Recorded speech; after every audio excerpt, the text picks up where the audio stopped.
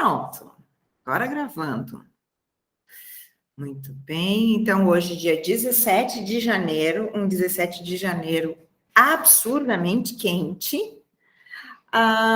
E a gente vai trabalhar hoje, como eu estava falando, com uma obra que me parece que ela faz um gancho bem relevante, bem importante aqui para a gente ir encaminhando a disciplina para os finalmente, né? Para as nossas reflexões derradeiras. Então, a aula da semana passada eu fiz um rápido alinhamento de tudo que a gente tinha lido, a partir de várias questões que a gente estava trabalhando. Deixei alguns fios soltos que é para que a gente hoje possa unir.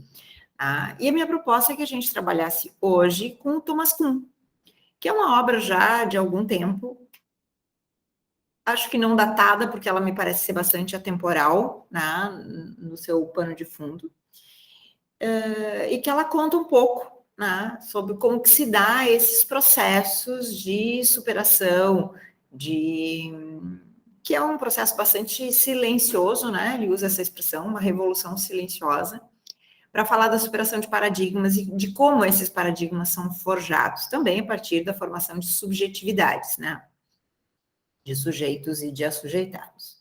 E aí, claro que a gente não vai poder trabalhar aqui a obra inteira, eu fiz algumas seleções dali, né, começando lá pelo capítulo 6º, mas com a minha recomendação de que, na medida do possível, vocês lessem toda a obra, porque eu acho que ela é bem importante, né, para as pesquisas que vocês venham a utilizar, tá? Então, acho que a gente pode começar. Minha ideia é que a gente dedique ali, sei lá, né, uns 15 minutos, acho que foi isso que a gente já tinha falado, né? Não sei o que vocês tinham preparado, mas acho que uns 15 minutos para cada apresentação, acho que é o suficiente, né? Não, Isabel? E a minha vai dar bem pouco, prof. Tinha Não, 13 ok. páginas. Não, tranquilo, Não vai dar nem tranquilo. 5, eu acho. Tá, ótimo. Daí a gente faz as discussões a partir dali, tá? Podemos começar então com a Isabel, a crise e as emergências das teorias científicas. Tudo contigo, Isabel. Então tá.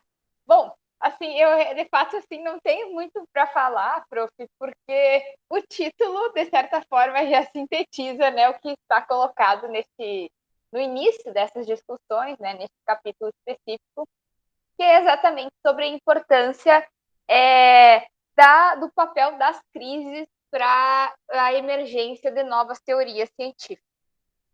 E eu vou falar assim pouca coisa, porque a maior parte do texto ela é composta de explicações a respeito dessas teorias que ele utiliza como exemplo para demonstrar como as crises precederam essas novas teorias, que aí são 3 especificamente, né?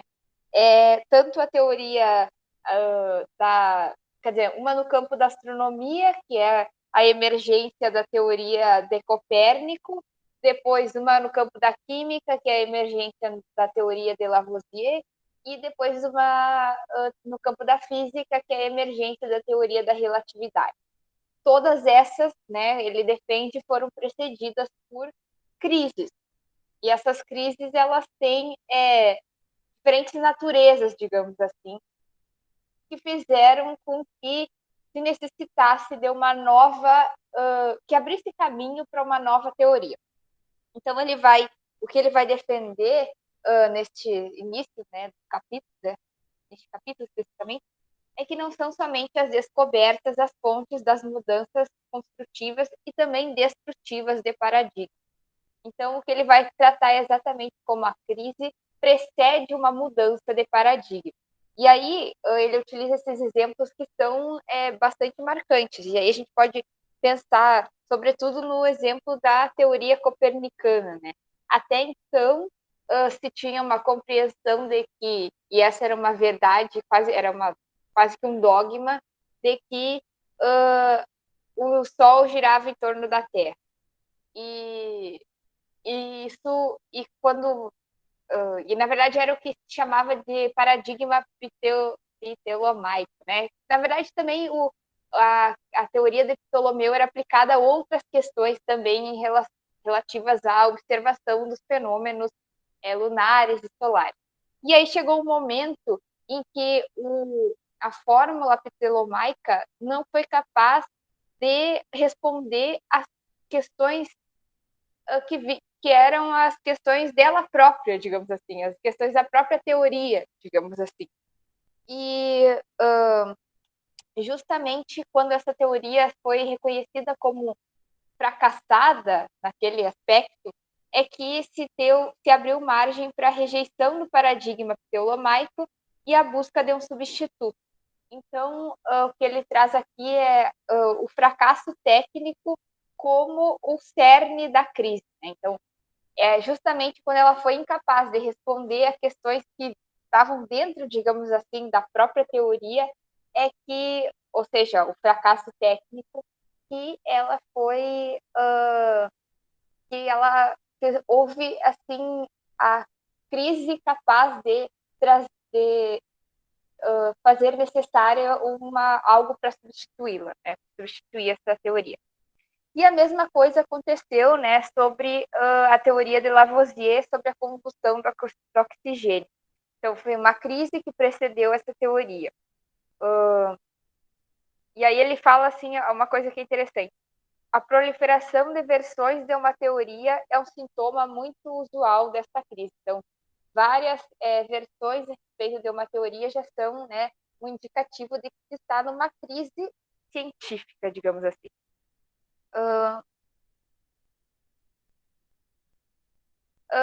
E aí ele vai trazer algumas... basicamente, a ideia central é isso, né? A crise como uma questão importante para a emergência de uma nova teoria, de uma mudança paradigmática, né? E é isso que eu acho que a prof vai tratar de alguma forma em relação ao campo do direito. E lá no final ele vai trazer algumas questões que são interessantes a respeito de um compartilhamento desses 3 exemplos para explicar a importância do papel da crise. Que ele fala a solução para cada um deles foi antecipada, pelo menos parcialmente, em um período no qual a ciência correspondente não estava em crise. E essas antecipações foram ignoradas justamente porque não havia uma crise. Então, a crise ela evidencia, ela coloca em evidência aquelas teorias que de alguma forma já vinham sendo construídas, mas que eram deixadas de lado justamente pelo fato de não haver uma crise e não haver um questionamento a respeito daquilo. Por isso que o questionamento ao paradigma ptolomaico só veio quando ele foi incapaz de responder às próprias questões que surgiam da teoria. E aí veio a ideia do modelo heliocêntrico, né? Até então não se tinha. E aí ele até fala assim, quando a sugestão de Aristarco foi feita, o sistema geocêntrico, que era muito mais razoável do que o heliocêntrico, não apresentava qualquer problema que pudesse ser solucionado por esse uso. Ou seja, não havia qualquer problema que pudesse questionar esse modelo. Foi só durante a crise, em outro aspecto, que surgiu, que essa nova teoria emergiu também. Eu acho, não sei, eu acho que a ideia principal é essa, assim. Aí eu até quero ler uma questão que é a situação que é a última ali que ele fala.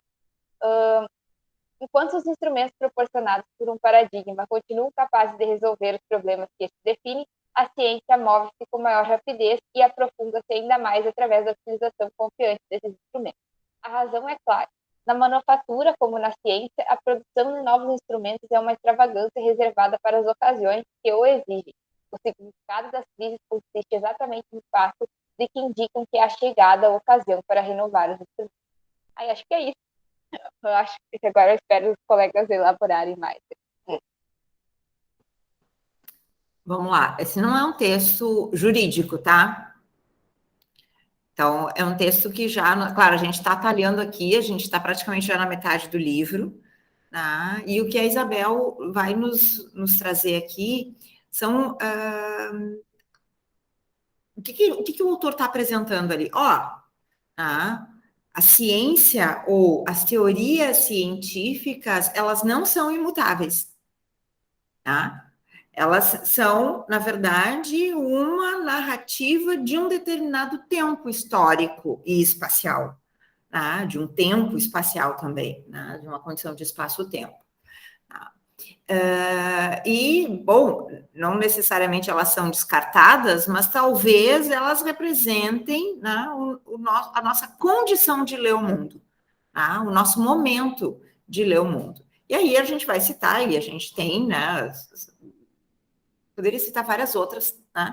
E existem já hoje várias outras paralelas a estas, na terraplanismo também. Enfim, só para a gente brincar com isso, né? De como existem essas compreensões paralelas que correm aí, né? E que nenhuma delas é necessariamente eliminada, mas a gente concorda, né? A ciência vai concordar, né? Ou vai entrar em sintonia com um maior número, né, destas ou menor. Tá? Então, a gente tem ali Copérnico, Lavoisier, Einstein, teoria da relatividade, e tem várias outras, né, que hoje tem a teoria quântica, que vai se contrapor na a teoria da relatividade. Então, vejam que a gente está falando no âmbito da ciência como um todo, né, de teorias científicas, e de como que se instalam, e a gente vai falar a partir de agora, então, né, as revoluções científicas, como que teorias científicas são fragilizadas, tá? Lembrando sempre que nenhuma, ou não é a pretensão da ciência, e aí a gente vai falar do direito também, como ciência, tá? Não tem a pretensão de uma verdade única e absoluta. E quando tem, essa é a grande fragilidade dela. Tá? A gente pode até conectar, no final a gente vai fazer a nota aí para a gente não esquecer, tá? Com a proposta do Tecnodiversidade do Yuko Rui, que é o texto indicado agora para o mestrado, tá? Que é justamente onde ele vai questionar, né, a compreensão da tecnologia como um universal, né? Na verdade, como um universal unilateral, né? Porque a compreensão que nós temos hoje da tecnologia é de um monolito, uma única perspectiva, muito eurocentrada, né? Muito ocidentalizada. E até quando a gente fala de Europa, né? Eurocentrismo ou um ocidentocentrismo, a gente está falando de uma compreensão de Ocidente, porque nessa lógica não estaria, por exemplo, os povos da América Latina, né? Então, para a gente cuidar aí também quando a gente coloca esses rótulos e a importância de uma perspectiva fragmentada, né? Enfim, a gente tem aqui, então, essa abertura inaugural ali que a Isabel nos coloca, né? Como que as teorias, elas são, na verdade, o resultado de um processo de crise, ou seja, de um processo de fragilidade de outras crises. E aí a gente pode citar aqui uma outra obra que eu acho super importante, acho que a gente poderia utilizar aqui também, como complementar, tá? Aliás, duas, mas em especial o Breve Século XX, do Eric Hobsbawm, tá? Quando ele fala que, na verdade, a gente só pode falar de uma era, é muito difícil falar de uma era quando nós estamos vivendo ela, tá? Porque nós estamos ou contaminados pelos nossos vieses, ou porque nós não temos acesso a todas as facetas, né? E como a gente precisa deixar decantar algumas questões para sobre elas falar. E aí ele vai falar sobre diversos momentos lá do século XX, né, que ele vai apontar como o breve século XX. Lembrando que os historiadores não necessariamente colocam como marcos para o início e término de séculos, né, o aspecto cronológico.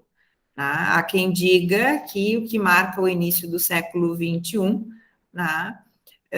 Seja lá o 11 de setembro, ou outros vão dizer que é justamente esse contexto, né, pandêmico que a gente vem vivendo, etc. Só para a gente fazer essas leituras também, tá? Então, acho que para a gente começar essa reflexão, acho que é importante sublinhar isso a partir do que a Isabel apresentou, e aí, então, a gente começa dentro desse primeiro grupo ali, não sei se a Isabel e a Liege trabalharam em parceria, se sim, desculpa, eu acabei atalhando e interrompi as duas agora, enquanto eu estava falando, né? Porque se no capítulo 6 ele fala sobre as crises e a emergência das teorias científicas, no capítulo 7 ele vai falar da crise como uma resposta ou, né, das teorias como uma resposta à crise, porque são duas coisas, né? A crise é uma resposta à teoria, que não se atualiza, assim como as próprias teorias que surgem, né, ou os paradigmas emergentes, são uma resposta à crise instalada. E a segunda obra que eu havia citado e não mencionado é Crítica da Razão Indolente, do Boaventura de Souza Santos, que recupera muito desse capítulo 6 aqui, que a Isabel apresentou para a gente. Se quiserem, é um texto riquíssimo do Boaventura de Souza Santos, que vai falar dos paradigmas dominantes e dos paradigmas emergentes, né? Que me parece o contexto em que a gente está. A gente não sabe exatamente qual o paradigma que vem por aí, mas a gente sabe que estamos em plena emergência de um novo paradigma, né? De um novo modelo de pensamento. E eu preferia que fosse uma pluralidade de pensamentos, né? Uma pluralidade de paradigmas, para a gente justamente romper, né, com essa perspectiva sempre de uma perspectiva, de um paradigma, de um modelo, sempre unitário, né, sempre monolítico, tá? Vamos lá, Liege. Olá, prof. Boa tarde, colegas. Então, eu fiquei responsável para dar continuidade o meu ponto, o ponto 7, que seria a resposta à crise, que ele traz muitas coisas que a Isabel falou, ele também tem vários, né, exemplos de teorias científicas, e eu não selecionei elas para citar, porque são várias e ia ficar muito extenso, então eu foquei nos conceitos e nos pontos que ele traz nesse capítulo, para destacar. Então, nesse capítulo, o autor ele já começa narrando, né, que essas crises elas são uma pré-condição necessária para a emergência de novas teorias, que é o que a prof já, no caso, antecipou ali da fala, né? E que essas afirmações trazem o seguinte questionamento, de que como os cientistas, né, eles respondem, eles se comportam a essa existência. Esse é o primeiro questionamento que o autor traz no texto. Então, para essa resposta, ele diz que tem que se observar que aquilo que os cientistas jamais fazem, né?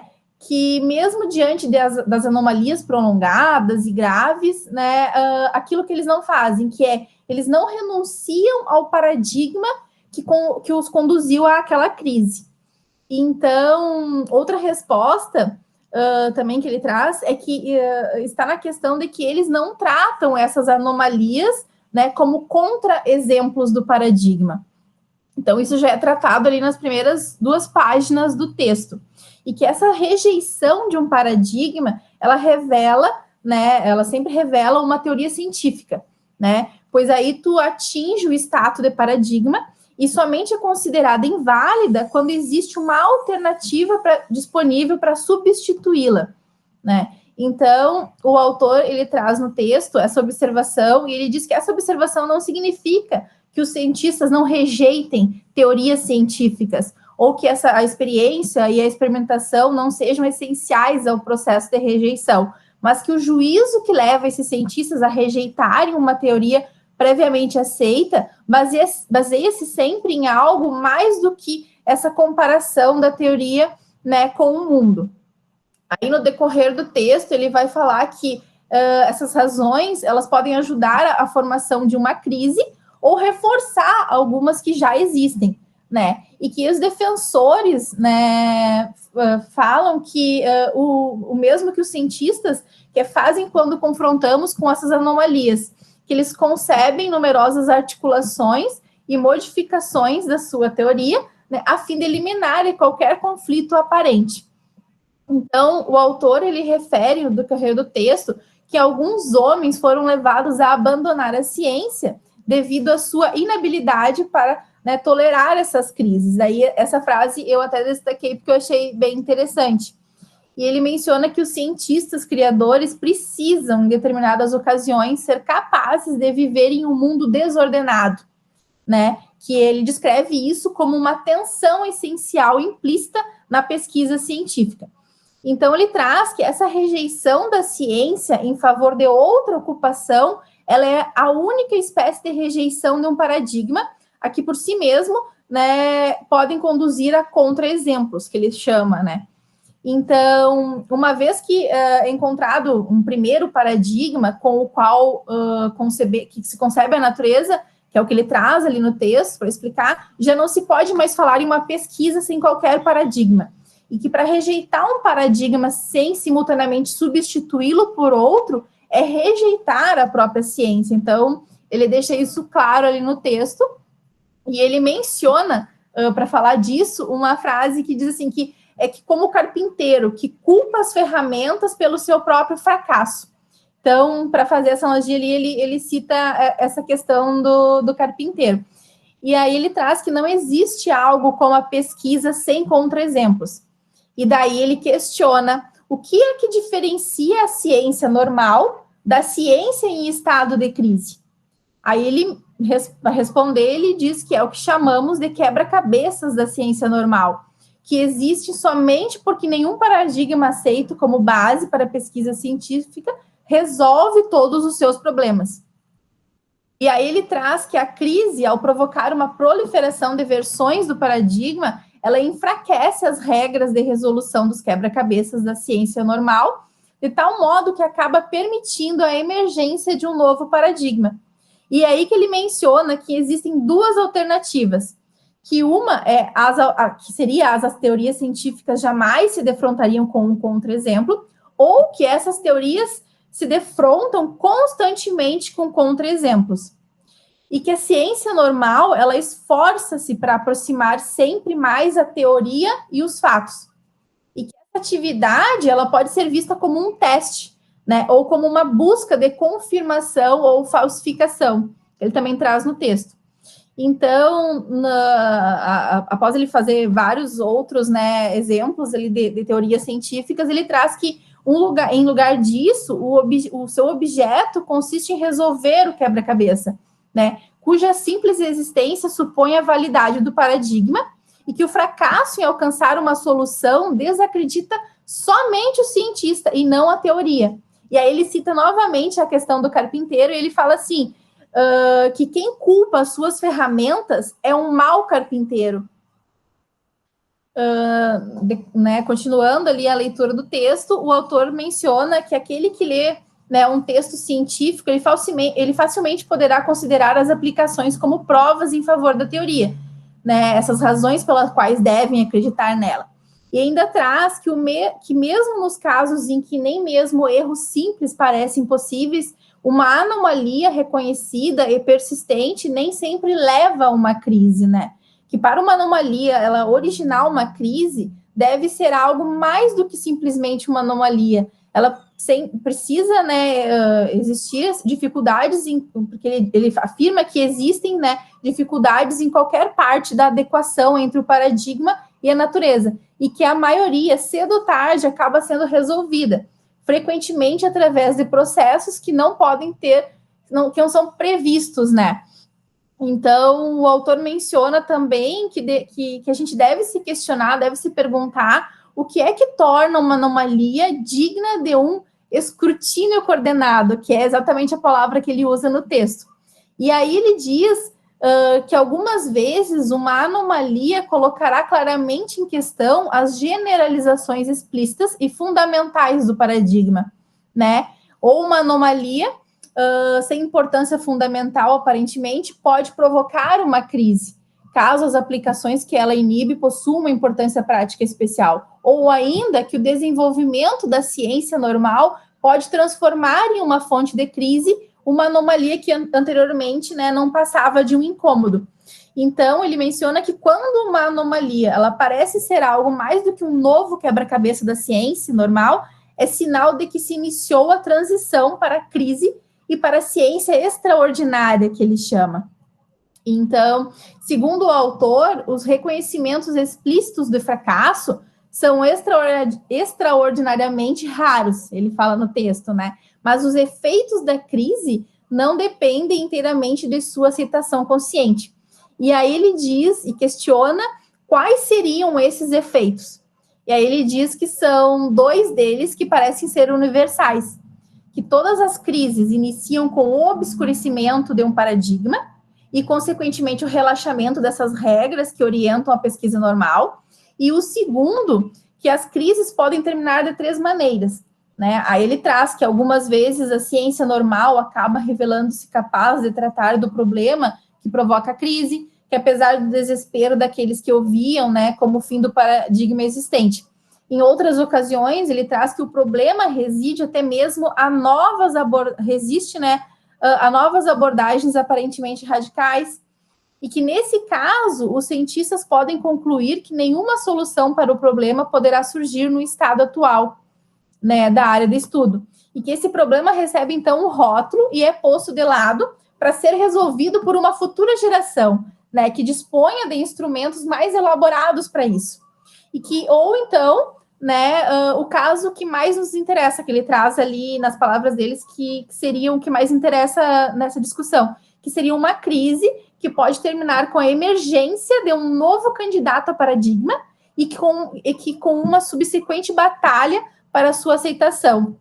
Então, o autor traz, no decorrer do texto, que essa transição de um paradigma em crise para um novo, do qual pode surgir uma nova tradição de ciência normal, está longe de ser um processo cumulativo, obtido através de uma articulação do velho paradigma.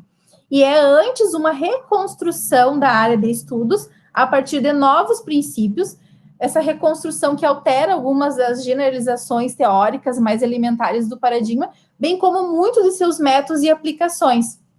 Então, no texto, o autor enfatiza que a gente pode reconhecer, né, essa crise como um prelúdio apropriado à emergência de novas teorias, e que a emergência de uma nova teoria rompe com uma tradição da prática científica e introduz uma nova dirigida por regras diferentes, situada no interior de um universo de discurso também diferente, e que essa tal emergência só tem probabilidade de ocorrer quando se percebe que a tradição anterior equivocou-se gravemente. Então, segundo o autor, um novo paradigma, ele emerge antes que uma crise esteja bem desenvolvida, né? Ele fala isso no texto, ou que tenha sido explicitamente reconhecida já. E ele relata ainda que pode-se apenas dizer que um fracasso menor do paradigma e o primeiro obscurecimento de suas regras para a ciência formal foram suficientes para induzir em alguém um novo modo de encarar o seu campo de estudo.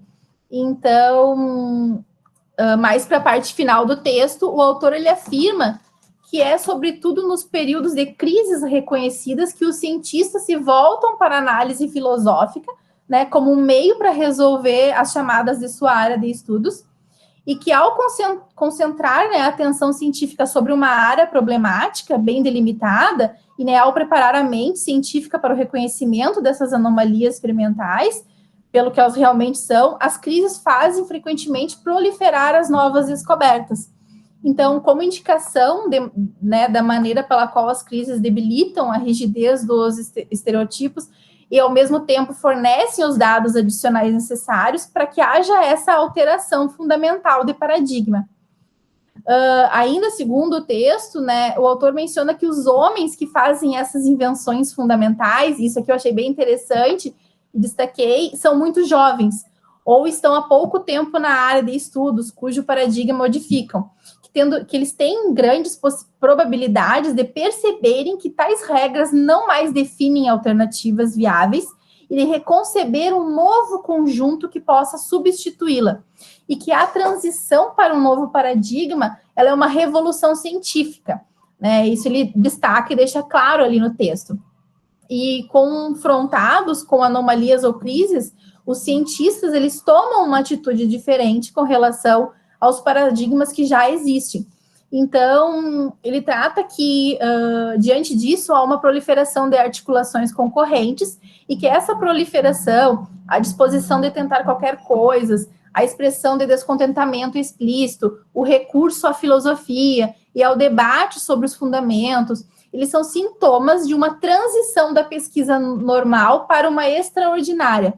E, por fim, o autor diz que a noção de ciência normal ela depende da existência, né, desses fatores do que da existência das revoluções. Então, esse ponto 7, ele trata, né, assim, em resumo, disso. E ele traz também vários outros exemplos ali, de Newton, Einstein, e assim vai, que complementa o texto ali da Isabel. Então, essa seria a minha apresentação, prof. Joia. é bem importante que a gente possa comungar também sobre um conceito de crise, né? Ou melhor, sobre a ideia do que é crise, né? Eu tenho a forte sensação, a partir das leituras e dos textos, que, na verdade, a crise não é exatamente um locus, mas ela é uma constante. Eu, sinceramente, acho que a gente vem vivendo em crise há muito tempo. A crise é quase um gerúndio. De toda sorte, tá? Se a gente for adotar aqui um conceito, né, à la Gramsci, né, o Gramsci justamente vai, e é muito semelhante, né, a isso que a Liege vai tratar aqui, vai apresentar a partir do Thomas Kuhn, a crise como sendo aquele momento ou aquele lugar, né, em que o velho não morreu e o novo não nasceu, tá? Ou seja, aquele estado de desordem mesmo, tá? Aquele momento desbussolado, tá? Em que a gente está à procura de um sentido, tá? Porque as roupas velhas não servem mais e as novas ainda não foram, né, identificadas, adquiridas, né? Para usar essa coisa do velho que não morreu e do novo que não nasceu. Tá? Aquilo que o Bauman, em Modernidade Líquida, vai chamar de paradigma zumbi.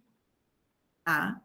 Ou seja, que anda por aí é um morto-vivo, que a gente insiste em aplicar.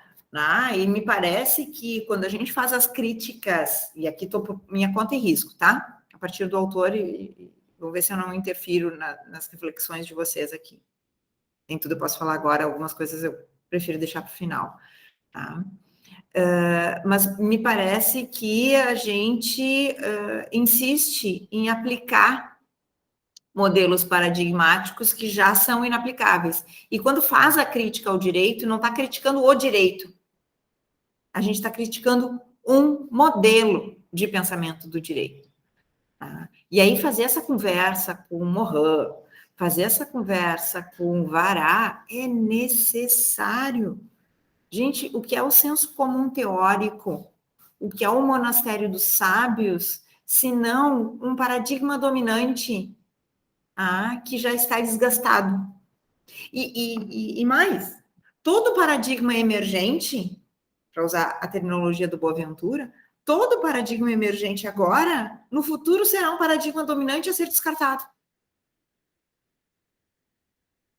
Tá? Então, esses são os cuidados que a gente deve ter, né? E daí a importância de nós, como estudiosos, estudiosas, pesquisadores, pesquisadoras, né?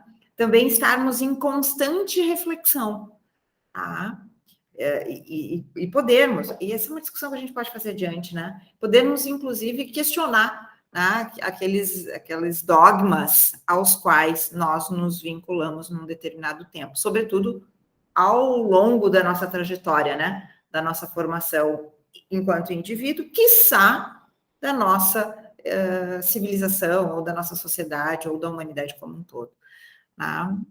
Estou adiantando algumas coisas aqui, espero que elas, ainda que fracionadas, tenham caído bem aí, e aí no final vamos ver como é que a gente recupera esses fragmentos aí que eu tô soltando para vocês, de forma desorganizada. Olha só, deixa eu ver aqui, quem é que a gente tem ali na sequência? Perdi. Sou eu, acho. Carol? Parte 8. Então tá. Na verdade, quando eu montei os grupos, era para vocês fazerem juntos ali, né? Não era para dividir, porque eles não estavam organizados, tá? Os capítulos. Mas, enfim, vamos lá. O grupo 2, então, que é a Carolina e o Humberto, né? A natureza e a necessidade das revoluções científicas. E aí é um pouquinho desse debate clássico, né? De natureza e ciência, que o Yuko Rui também vai fazer, tem um capítulo próprio para isso. E as revoluções como mudança de concepção de mundo.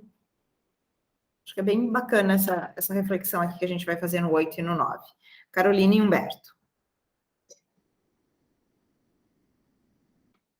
Boa tarde a todos. Então, acerca da parte 8, que versa sobre a natureza e a necessidade das revoluções científicas, o autor ele já inicia essa parte 8 narrando o que são revoluções científicas, que são definidas por aqueles episódios de desenvolvimento não cumulativo nos quais um paradigma antigo é total ou parcialmente subtraído por um novo, sendo incompatível com o anterior. O autor ele defende que há um paralelismo entre a revolução política e a científica, visto que em ambos estão imersos por um sentimento de funcionamento defeituoso que pode levar à crise, sendo um pré-requisito para que essas revoluções ocorram. Então, conforme já foi explicitado em alguns capítulos anteriores, a revolução, segundo o autor, precisa parecer revolucionária para aqueles cujos paradigmas serão afetados. O estudo aqui proposto no caso da obra dele visa demonstrar que a perspectiva histórica da mudança de paradigma vai revelar características semelhantes. Então, quando os paradigmas vão participar da decisão de escolha de um outro paradigma, o seu papel vai ser necessariamente circular, porque utilizam do próprio paradigma para justificar em favor dele mesmo. Então, para descobrirmos como a revolução científica foi produzida, que é o intuito do autor aqui, é preciso aliar, então, a lógica com o impacto da natureza e as técnicas de argumentação persuasiva. Para, a partir disso, então, examinar as diferenças existentes entre os paradigmas tradicionais de seus sucessores.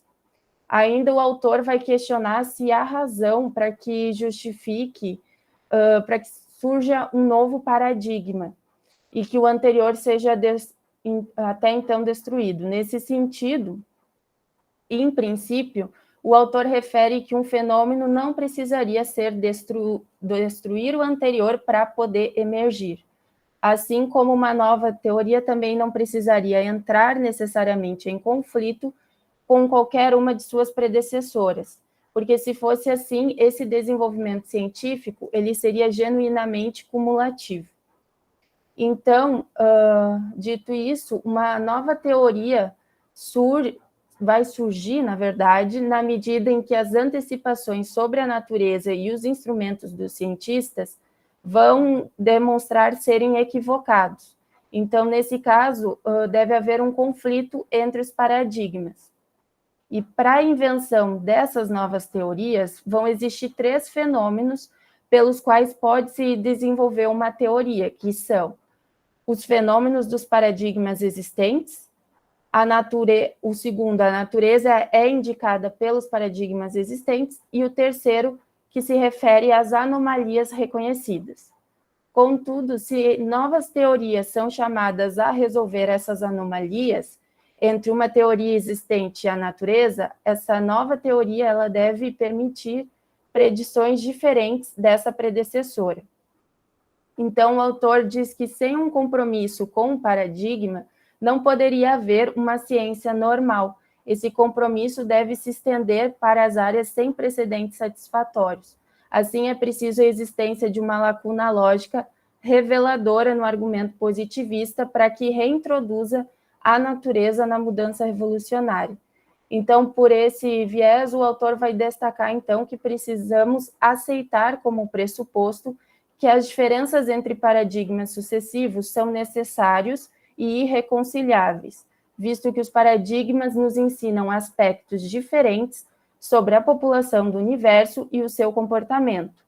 Entretanto, cabe dizer que os paradigmas não se diferem só pela substância, mas também visam a ciência que os produziu além da natureza.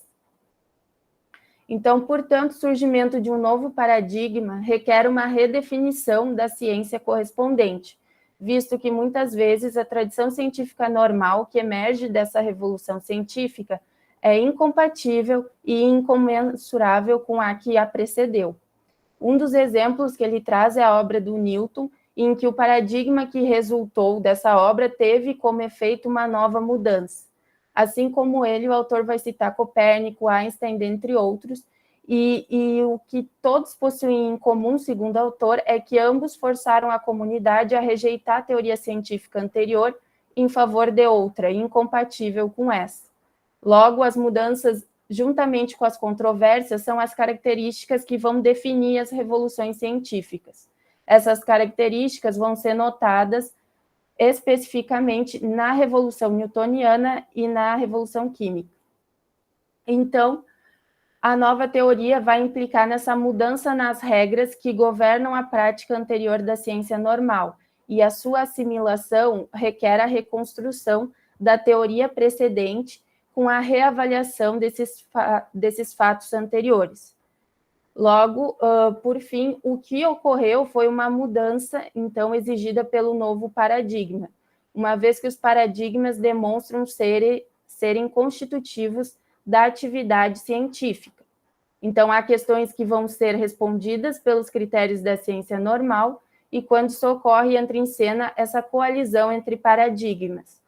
E aqui ele encerra fazendo uma pergunta: quais são os problemas mais significativos que devem ser solucionados? Porque diante dessa coalizão vai se ter que optar por uma saída, por uma solução. Então, seria isso.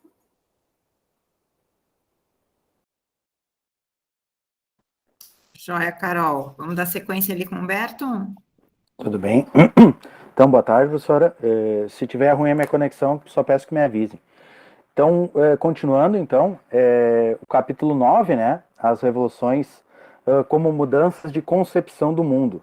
Então, nesse artigo, então, o autor faz, assim, as suas considerações, né, sobre as suas formas, né, com que esses paradigmas, né, podem, né, devem ser rompidos em razão dos avanços e também com a nova forma ali de se observar os objetos. Ele pondera que tudo que o homem vê depende tanto daquilo que ele olha como uma experiência visual conceitual prévia dele. Nessa forma, as ciências de alterações e percepções são ligadas às mudanças dos paradigmas, o que não importa de pronto numa confirmação dessas mudanças. Tem um tempo, né, de decantamento dessas confirmações desses paradigmas novos. E aqui ele faz, então, alusão ali, por exemplo, à Lua, né, exemplo do que a Isabel falou ali na fala dela, né?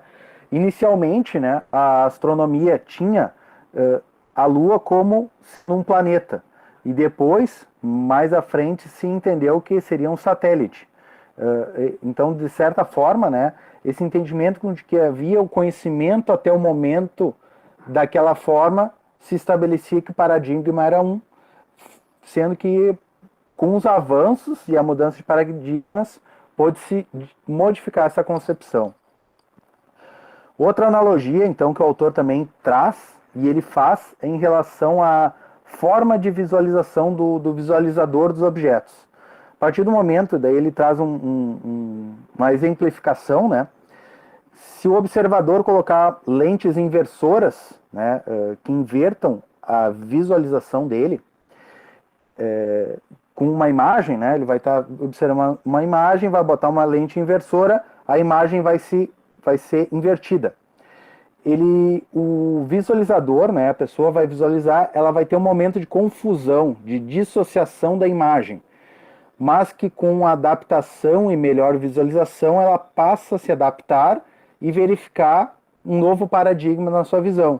Ao passo que quando ela tirar esses óculos, a imagem inicial ela vai estar invertida em relação à primeira, mudando assim o paradigma do que ela viu. Então, dessa forma, as revoluções que o autor trata, elas se identificam como uma mudança de concepções e forma de visualização, que não necessariamente significa um rompimento com a anterior e a falsidade da anterior, mas como uma forma nova de visualização conceitual, de acordo com o que existe, né, na sua época e no pensamento ideário dessa primeira visualização. Em síntese, são essas considerações sobre o capítulo. Joia, Carol e Humberto. Então, aqui a gente já está alinhando mais, né, a estrutura das revoluções mesmo, como ele apresenta, e percebe que a revolução científica, ela só é possível pela via da sobreposição, tá? Que pode ser de forma, né, na forma de ruptura, tá? Mas ela não é um continuismo, certo? Ela não é um contínuo, não é uma continuação. Ela pode ser uma superação de paradigma, ela pode ser a ruptura de um paradigma, mas ela não é um continuismo. Do contrário, a gente não tem revolução científica. Tá? A gente pode ter uma atualização, a gente pode ter o fortalecimento da ciência normal. Tá? Ele vai, o que ele chama aí de ciência normal? Ciência normal é o paradigma. É aquele que está posto, aquele que está estabelecido. Tá? Então, isso é bem sutil e importante ali. Né? E essas revoluções, elas vão se dar a partir de, acho que a Carolina falou ali, né? A partir da colisão entre os paradigmas. Por isso que não pode ser um continuismo, né?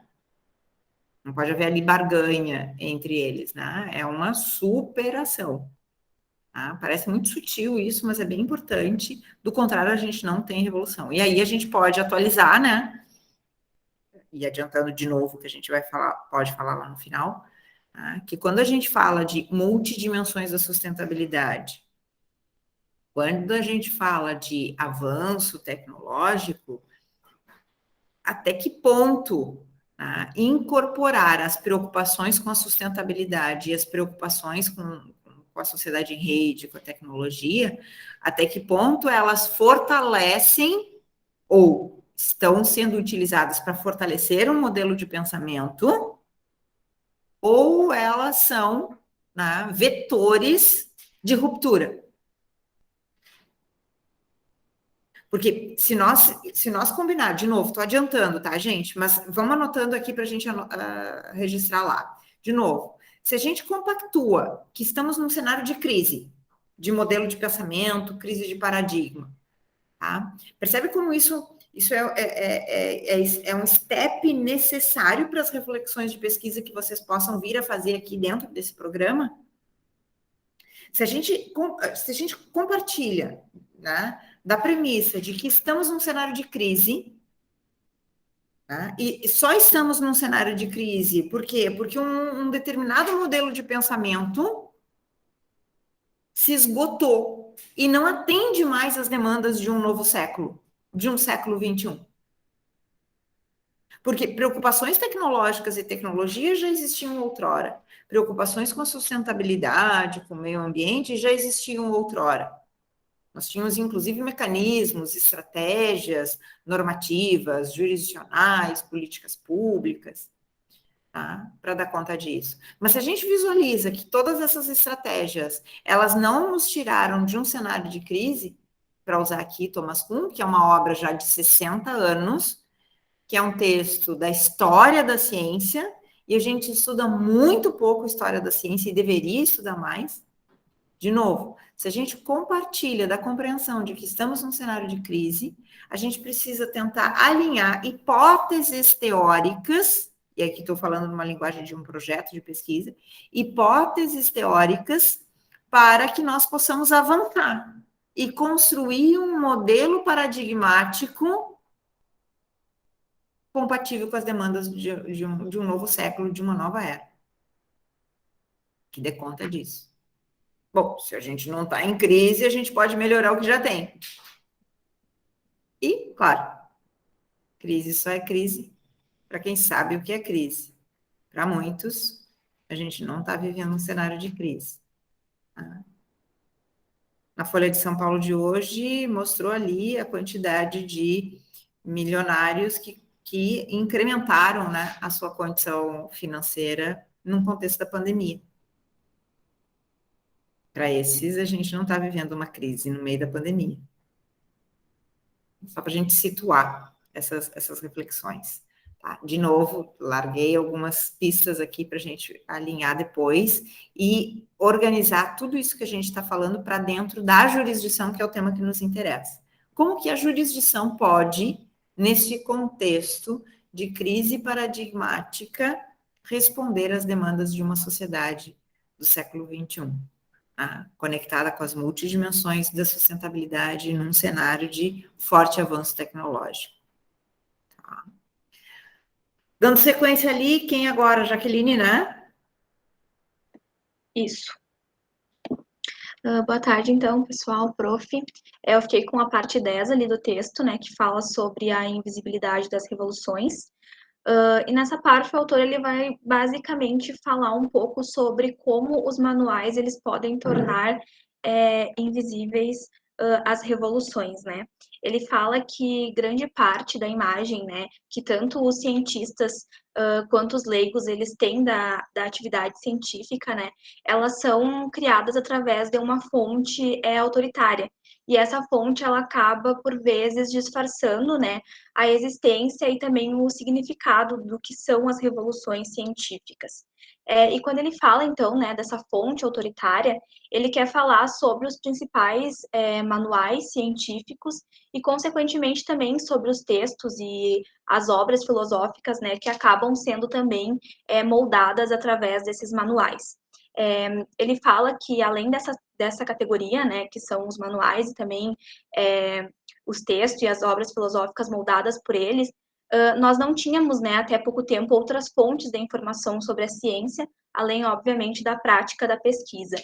E ele fala que, embora, então, né, em razão disso, devesse haver um tratamento mais complexo para lidar com a distinção desses gêneros, isso não ocorre, né? E o que se tem, então, né, segundo o autor, é uma semelhança muito grande entre eles, que é o que acaba chamando mais atenção, né, e, consequentemente, importando mais também para o estudo das revoluções.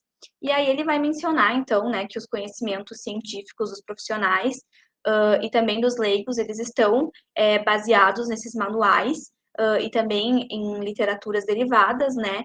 No entanto, os manuais, eles sendo esse veículo pedagógico, né, e que acabam sendo destinados a perpetuar a ciência normal, eles devem ser parcial ou totalmente reescrito toda vez que houver, né, na linguagem, na estrutura dos problemas ou nas normas da ciência normal, uma modificação. Resumidamente, então, o que ele quer falar, né, é que esses manuais, eles precisam ser reescritos, né, imediatamente após cada revolução científica. Só que uma vez que eles forem reescritos, eles inevitavelmente vão acabar, né, dissimulando não só o papel desempenhado, mas também a própria existência das revoluções que acabaram produzindo, né, esses manuais. Então, ele vai falar, né, que esses manuais, ele usa a palavra, né, eles acabam truncando a compreensão que o cientista tem a respeito da história e também a respeito da sua própria disciplina, né? E aí ele vai falar que, em razão disso, eles fornecem uma substituição para tudo aquilo que acaba sendo eliminado, né? E aí ele vai explicar, através de alguns outros exemplos também, como já foi citado pelos colegas, que os manuais eles vão acabar, né, nesse processo todo, escondendo o processo que se encontra, né, na raiz do desenvolvimento científico. E nisso, então, acaba envolvendo muito mais do que a multiplicação de distorções históricas, né? E essas distorções é o que vão acabar tornando as revoluções invisíveis, né? Porque os manuais, eles visam justamente familiarizar muito rápido, né, o que e quem, né, a comunidade científica importante contemporânea julga conhecer e, enfim, examinar as várias experiências, os conceitos, as leis e também as teorias da ciência que estão em vigor, e ele fala que isso é feito de uma forma muito isolada e também muito sucessiva, né, quando possível. E isso, então, acaba prejudicando e invisibilizando as revoluções. E ele fala, então, que os conceitos científicos que se expressam através dos manuais, né, eles só obtêm um significado pleno, só vão conseguir, né, obter esse significado pleno quando relacionados dentro de um texto ou de uma apresentação mais sistemática, né, a outros conceitos científicos e também a procedimentos de manipulação e de aplicação de outros paradigmas. Em síntese, é mais ou menos isso que ele visa explicar nesse capítulo.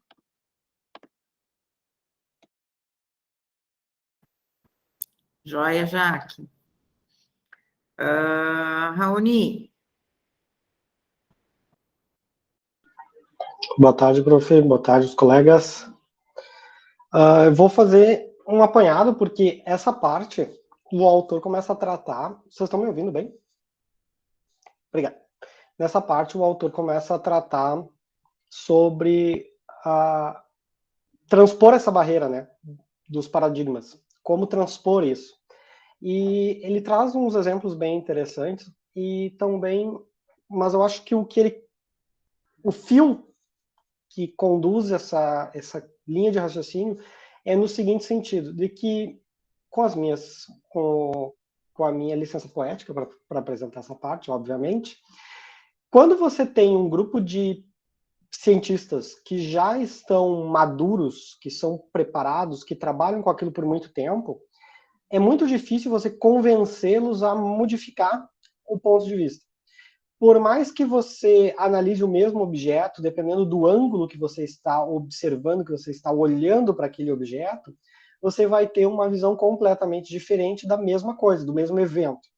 Então, ele dá, inclusive, como exemplo, uma passagem de Darwin, quando ele estava escrevendo a teoria da evolução das espécies, que ele não acreditava que fosse algo para que se mudasse a mente de todos aqueles, mas que ele fazia votos que as próximas gerações pudessem analisar aquele texto que ele estava apresentando com outro viés, conseguisse verificar da mesma forma que ele verificou as ideias dele e sim passar a utilizar aquilo ali como uma questão paradigmática. Mais para frente, ele também apresenta que, dependendo do caso, as pessoas muitas vezes elas querem usar um novo paradigma para deixar mais bonita a teoria. Eles querem usar um novo paradigma para dar uma roupagem nova. E que isso não é suficiente dentro da ciência. Porque se o paradigma, por mais que feio, funciona, você simplesmente trazer um paradigma bonito não desqualifica aquele que era feio, porque é possível você adaptar o feio, né? Feio no sentido figurado da expressão, para que esse paradigma passe a ter a mesma, compreenda, né, as mesmas funções que aquele novo paradigma apresenta. Então, uma forma eficiente disso é você conseguir, com um novo olhar, uma nova teoria, uma nova visão, apresentar respostas que não poderiam ser resolvidas pelo paradigma utilizado no primeiro momento. E aí ele traz várias questões relacionadas com, inclusive com a questão das ondas, né, as ondas de luz, que dependendo que eles não conseguiam logo no início, né, das teorias responder, mas que quando você traz um paradigma novo, apresentando uma ideia que resolva questões que não eram resolvidas, desafios que não podiam ser respondidos, sim, você tem uma possibilidade de que a comunidade científica ela modifique sua visão e passe a compreender aquela nova ordem apresentada, aquela nova informação como algo que possivelmente possa substituir o conhecimento que existia até aquele momento. Mas se você simplesmente resolver pontos que não compreendem como um todo a teoria, que você não consiga fazer com que o seu paradigma responda a todas as questões que estavam abertas pelo paradigma que existia hoje, é muito provável que você não consiga uma adesão da comunidade científica. E nesse sentido, o seu paradigma ele vai ficar ali. Até uma expressão muito interessante que me chamou a atenção é: você não vai converter os seus colegas cientistas para pensarem como você, mas você vai se utilizar das novas gerações. Então você precisa esperar que aquela categoria de cientista que se opõe às suas teorias morra, para que a próxima geração de cientistas que estão chegando e analisando ideias possam verificar a sua ideia sem pré-concepções já delineadas de alguém que tem uma bagagem muito grande sobre o assunto, e nesse ponto, sim, adaptar as suas teorias, o seu paradigma com uma outra visão, porque eles não têm um preconceito, eles não têm um pré-conhecimento daquele assunto.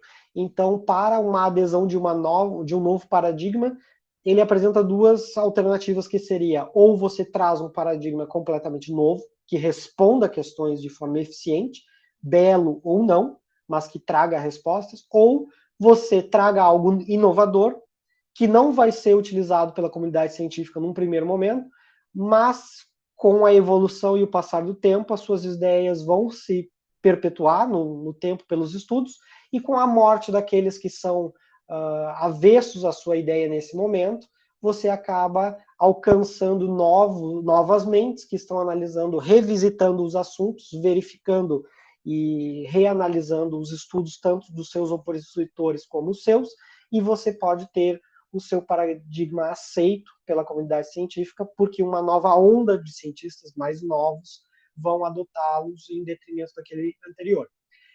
O final, bem no final desse capítulo, ele deixa uma expressão interessante, que ele diz o seguinte: se você trouxer fatos, se você trouxer efetivamente conteúdo científico relevante, por mais negacionista daquele assunto que você está tratando que seja o cientista, ele vai mudar de opinião.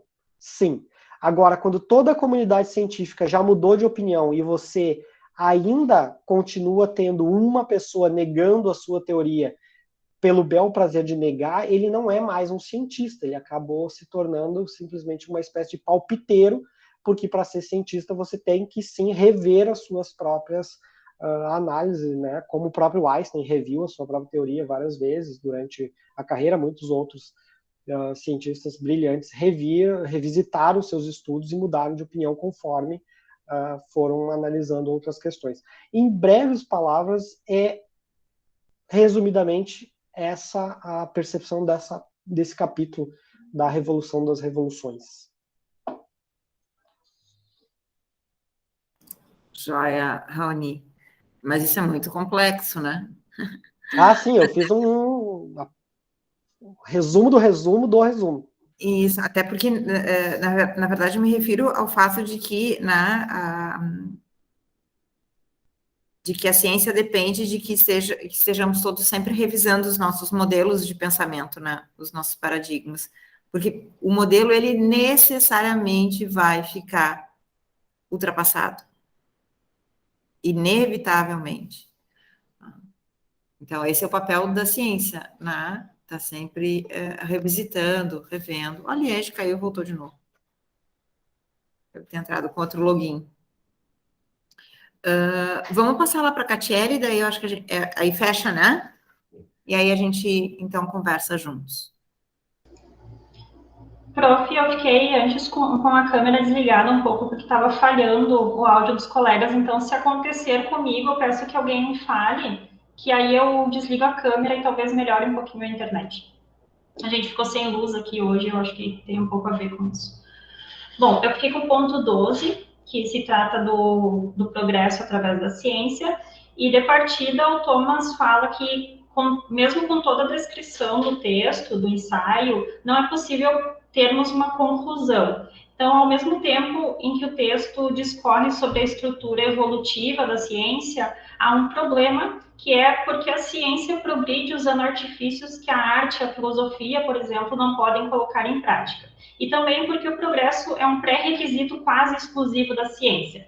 As respostas mais habituais foram recusadas pelo ensaio do autor, e a pergunta que se deve fazer, que nós devemos nos fazer, é se é possível encontrar respostas que substituam. Então, se nota que boa parte da questão é semântica, porque o termo ciência ele é praticamente reservado para as áreas que progridem. Para as ciências odiernas, para as ciências contemporâneas, aos debates da cientificidade e visto a questão dos pré-requisitos, ou seja, as características, e aos debates que argumentam que essas características elas não são necessárias ou não são suficientes para converter o campo de estudo em uma ciência. Ele questiona se uma definição de ciência possui essa importância toda e se uma definição pode indicar que uma pessoa é ou não um cientista. Então, ele traz também outras perguntas, como as comparativas, do porquê o meu campo de estudo não evolui como a física, por exemplo, qual mudança seria necessária para que esse campo progredisse. Então, talvez seja significativo, ele traz ali da questão que os economistas praticamente não falam sobre a cientificidade do campo de estudo, como outras áreas da ciência social. E isso ocorre porque sabem, talvez porque eles saibam o que é ciência, ou será que eles estão de acordo a respeito da economia? Então, mesmo que a questão não seja mais apenas semântica, ela auxilia na explicação das conexões de ciência e progresso. Então, atualmente, parte das dificuldades sociais da sociedade para notar essas diferenças que separam a ciência e a tecnologia, elas podem estar relacionadas também com o fato de o progresso ser um atributo dos dois campos e não apenas de um. Então, ele questiona se um campo de estudos progride por ser ciência ou é uma ciência que progride. E ele traz que nós duvidamos de que as áreas não reconhecidas cientificamente progridam. Isso não ocorre porque as escolas individuais também não têm essa evolução, mas se deve antes à existência de escolas competidoras. Então, posteriormente, ele fala do período pré-paradigmático, que havia uma multiplicidade de escolas em competição e se torna difícil de encontrar progresso, se não no interior dessas escolas. Parte, então, da resposta para o problema do progresso, que a parte dessa resposta ela está no olho do espectador. E o progresso científico ele não é diferente dos obtidos em outras áreas, ele está na ausência de escolas competidoras que questionem os objetivos e critérios. E alguns aspectos, eles são resultados de isolamento das comunidades científicas amadurecidas, como a Raoni trouxe um pouquinho antes, porque os cientistas trabalham apenas para um grupo específico, para os mesmos colegas, diga-se. Então, porque eles não estão preocupados com o que o outro grupo ou escola pensa. Então, os cientistas não precisam ter uma única questão para responder, um problema único para se resolver, como os médicos ou engenheiros. Na arte, na música, literatura, por exemplo, os profissionais eles aprendem frente a outros artistas, primordialmente os das épocas anteriores. E os manuais têm um papel secundário. E em história, filosofia, ciências sociais, a literatura dos manuais, eles têm uma importância muito maior, porque abre um leque de problemas a serem resolvidos. Então, os estudantes de física, por exemplo, por que eles devem ler Newton se tudo que eles precisam saber está de forma mais sintética e facilitada em manuais? E essa técnica sempre foi eficaz. Então, quando surgem crises, o cientista ele não está bem preparado. E ele fala um pouco mais à frente que um balanço das revoluções científicas traz a existência tanto de perdas quanto de ganhos, e os cientistas ficam cegos quanto às perdas. E cada uma das civilizações que hoje em dia nós temos informações, elas possuem as suas tecnologias, a sua arte, a sua religião, sistema político, as leis, e a massa de conhecimentos científicos que existem é um produto europeu dos últimos 4 séculos. O autor também traz que sempre que surge um novo candidato a paradigma, os cientistas não vão querer adotá-lo somente se as condições pré-existentes foram preenchidas. E deve ser capaz de solucionar algo que é muito extraordinário e também garantir a preservação de parte da capacidade objetiva da resolução de problemas. Então, que é angariado pela ciência e seus paradigmas anteriores. Mais para o final, o autor discorre que não é apenas a comunidade científica que deve ser algo especial, e o mundo do qual essa comunidade faz parte também possui características especiais, e ele questiona quais seriam essas características, e ele fala que não há uma resposta.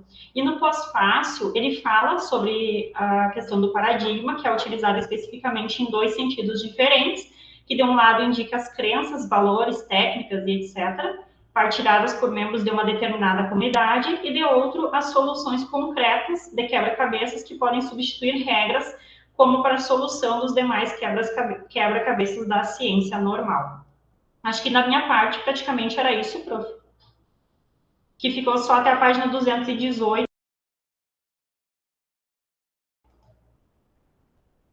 Acho que cortou o final que eu falei. A minha página era só até 218, então eu acabei não entrando ali nos paradigmas que vinham posteriormente. Joia. Bom, então vamos lá.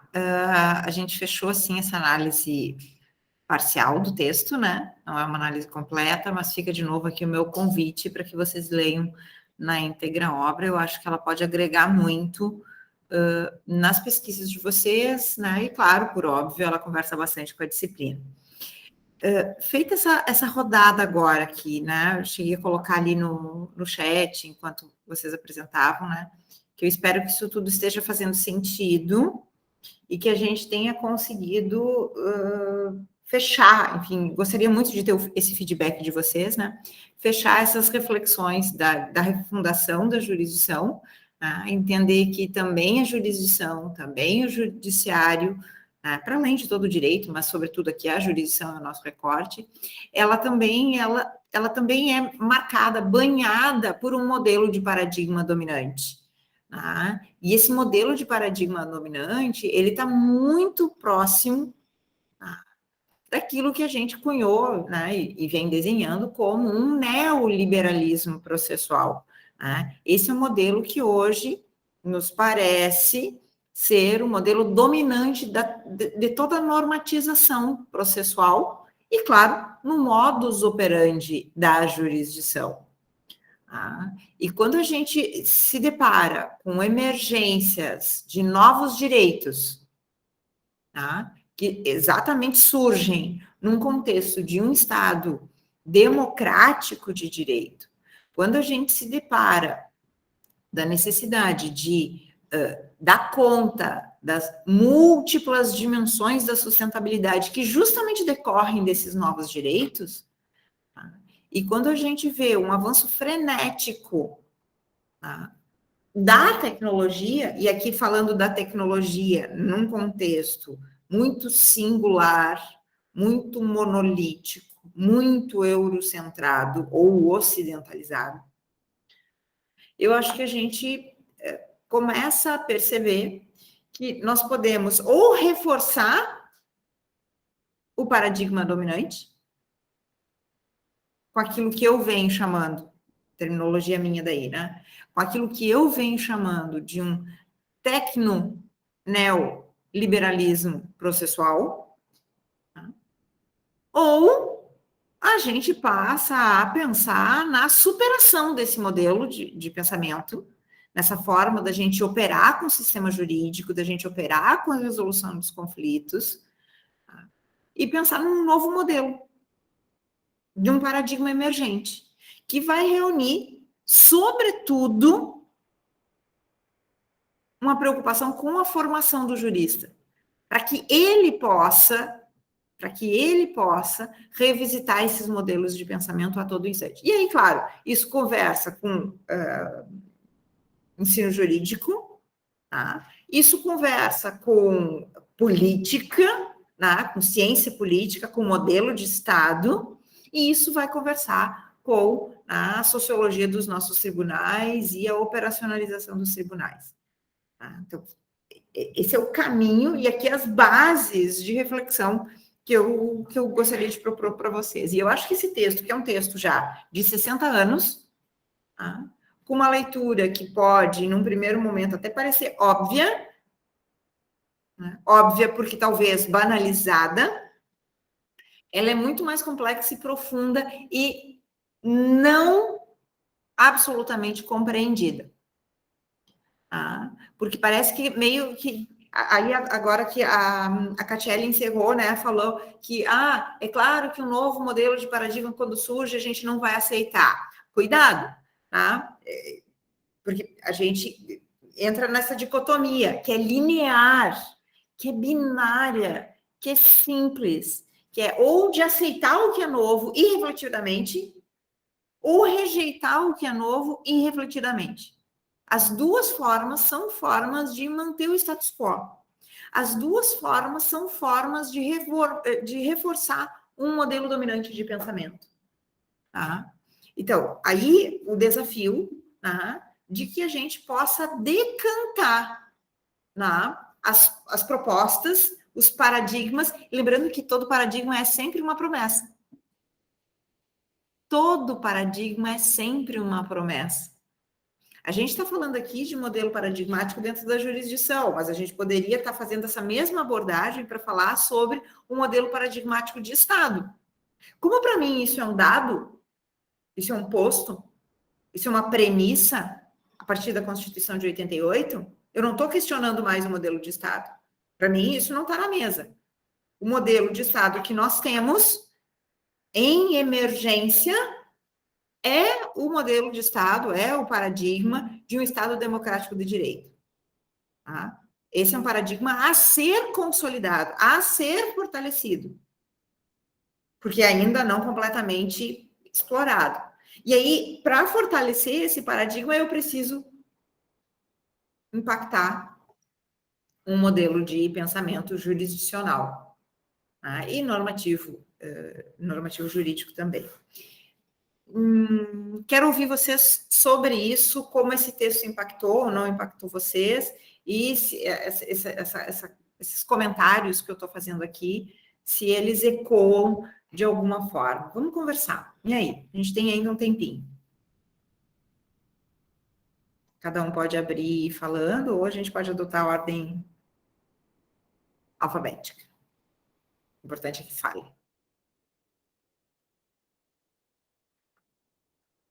Ou vocês estão tão cansados que não pensaram em nada, leram só o capítulo de vocês e vida que segue, dane-se os paradigmas, deixa que eles se mantenham. Sem resistência. Nesse calor é quase isso, prof. Ah, desculpa, eu Não, pode falar. Não, pode falar. Ah, tá. Eu ia dizer que nesse calor eu não tenho vontade de fazer nada, assim, prof. Então, até a leitura, a gente já fica assim, mantenha os seus paradigmas. Voto do relator. Mantenha esse paradigma dominante. Não tem uma solução para o clima. Eu ia dizer que uma das coisas que... uma das reflexões que vieram à tona lendo o livro é algo assim, até uma visão meio pessimista, porque tipo, essa é uma dificuldade que eu tenho sempre nessa distinção que se opera toda hora na minha cabeça entre ciências naturais e ciências humanas, digamos assim.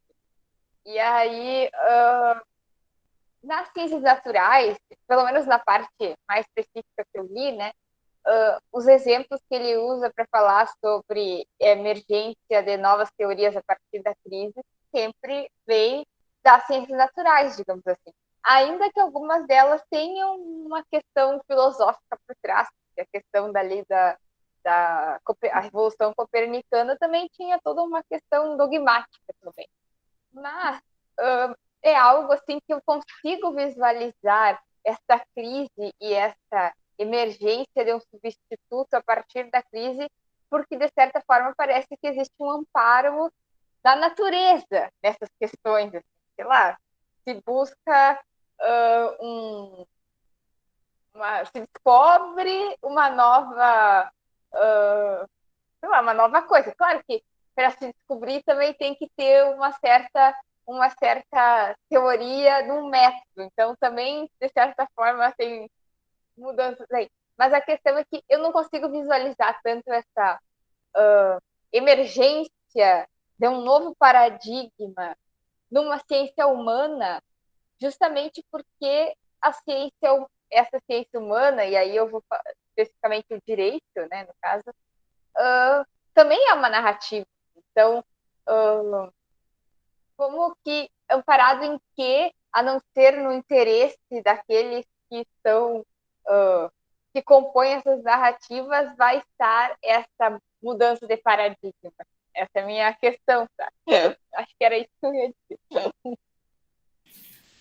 Tá, vamos lá, antes do Humberto ali, só para a gente não perder. Vamos ver se eu entendi. A tua preocupação é que, ok, falar nisso nas ciências naturais, porque é mais verificável a superação de um modelo paradigmático nas naturais, nas exatas, né? Mas nós do lado de cá, né, das humanas, das sociais aplicadas, a gente não consegue visualizar isso de forma mais palpável, tá? O que tu tá falando? Tu tá falando que, ok, eu consigo operar numa perspectiva epistemológica racionalista, eu consigo operar numa perspectiva epistemológica empirista, tá? Para a gente, assim, resumir e reunir em 3 grandes blocos, né? da história da ciência e dos modelos epistemológicos, né? Ou seja, como é que eu verifico cientificamente uma narrativa, seja ela em qualquer âmbito da ciência, né? Ou seja, aqui narrativa é uma teoria, tá? Como é que eu verifico ela? Ora, na origem de tudo, a gente vai verificar empiricamente aquilo que eu consigo observar na natureza é verdade, né? É o paradigma que se estabelece. Então, eu acordo de manhã e vejo que o sol está aqui, e aí depois vejo que ele está lá, é ele que gira. Ou é a Terra que gira. Tá? E aí a gente vai fazendo essas construções teóricas e, bom, vai construindo elementos para verificar. Eu misturo 2 tubos de ensaio, verifico e tiro de lá minha conclusão. E, esse empírico, tá? Paulatinamente, a gente vai construindo um outro modelo de verificabilidade. Estou falando aqui bem simples, tá? Um outro modelo de verificabilidade, que é o racionalista, que é aquilo que eu consigo demonstrar com a minha razão. Tá?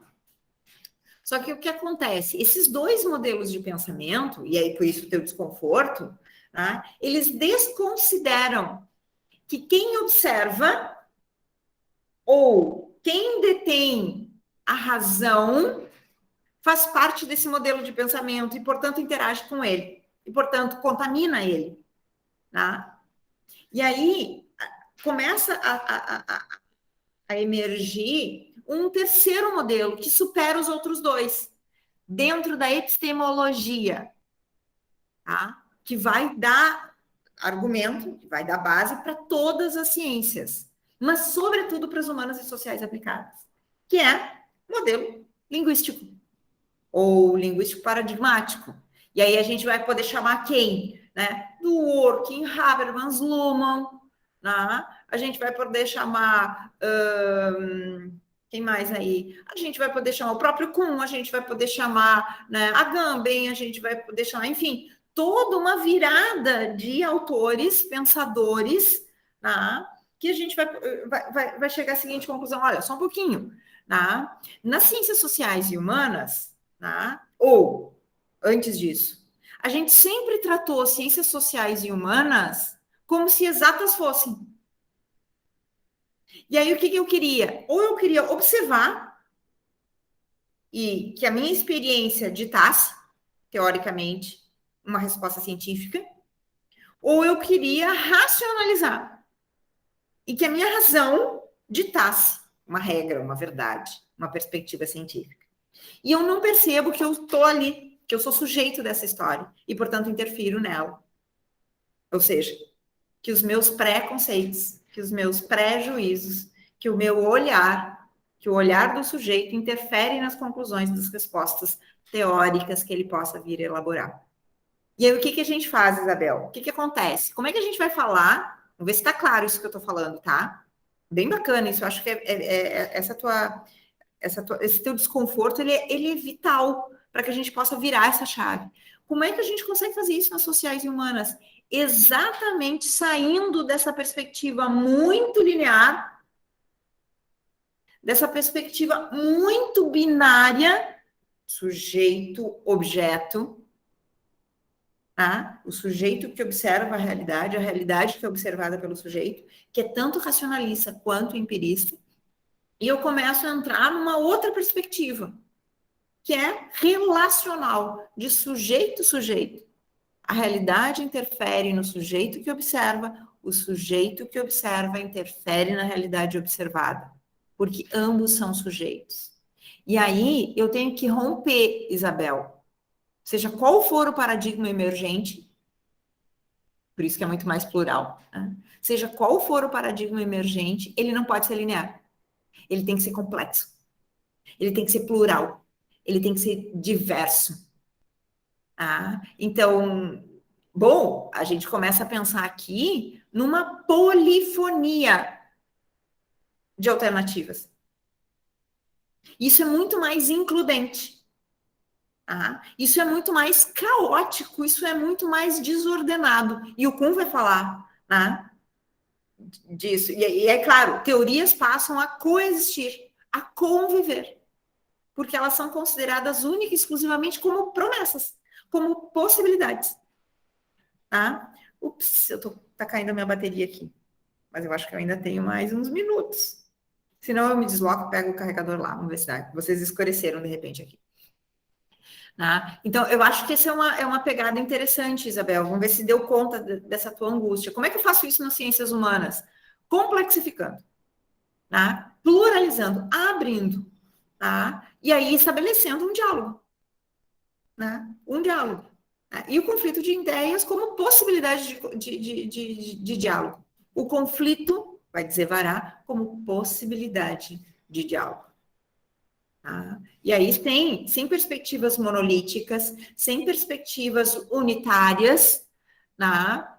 E isso conversa, de novo, com o texto do Yuko Rui, das tecnodiversidades. Pensar, inclusive, na diversidade de conceitos de tecnologia. Como falar de tecnologia se antes a gente não questiona o conceito de tecnologia? Que conceito é esse que hoje a gente utiliza?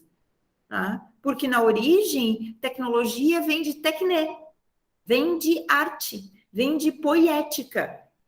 Tá? É muito mais plural, diverso e includente do que hoje a gente entende por tecnologia. Porque o nosso conceito de tecnologia hoje, ele é muito ocidentalizado. Tá? Ele é muito centralizado, muito focalizado numa visão, numa perspectiva. Tá? Diga lá, Humberto, desculpa. Não, tudo bem, professor. Eu tive que fechar aqui a minha câmera porque está meio cortando a ligação aqui que eu tô longe. Para ver se eu entendi bem, assim, então, tanto quanto que a senhora falou que cortou um pouco, e também acho que vai na linha do que eu vou falar, né? A dificuldade, então, das ciências sociais aplicadas, da ruptura desses paradigmas, né? Então, se dá pela necessidade de pluralidade de atores que estão formados nessa situação. E talvez, né, então, pelo que a senhora também falou ali no comentário da outra colega ali sobre a questão da visão binária, né, eu acho que a principal dificuldade dentro das ciências sociais aplicadas, né, é que o momento da transição, dessa ruptura de paradigmas, ela é um momento dispendioso, um momento demora, né? A gente viu ali pelo texto, né, que a ruptura dos paradigmas ali sobre a Lua, sobre outros, duraram, né, várias e várias décadas, né? E às vezes a gente quer que esse paradigma seja mudado de uma hora para outra. Então, a gente está em vários momentos de transição, de rupturas de paradigmas que a gente talvez nem saiba para onde que vão, né? E me parece, né, um exemplo que me parece, né, dentro dessas rupturas de paradigmas, né, dentro do direito, da jurisdição, me parece a questão, inclusive, da mediação e da arbitragem. Tempos atrás, a mediação, né, os advogados mais antigos, ninguém nem gostava de mediação de arbitragem. A mediação funciona hoje, né? E a arbitragem é algo que me parece que talvez fosse uma mudança de paradigma e, né, não sou especialista, mas me parece que não funcionou. Não vejo tanto funcionamento de arbitragem quanto tem de mediação, né? Talvez eu acho que seria nessa linha dessas mudanças de paradigmas silenciosas e que algumas dão certo e outras não, talvez pela nuance dos atores que estão, né, dentro das ciências sociais aplicadas. Me parece que seria isso o comentário. Obrigado. Joia, Humberto.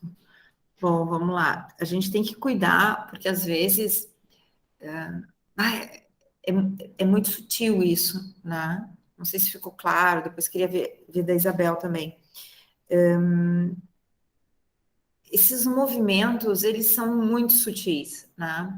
Quando uma proposta de um paradigma emergente surge para superar um paradigma anterior, já esgotado, por que esgotado? Esgotado porque ele não atende mais, né, outros modelos, outras perspectivas, no caso, o nosso modelo que nós estabelecemos de Estado, de um Estado democrático de direito.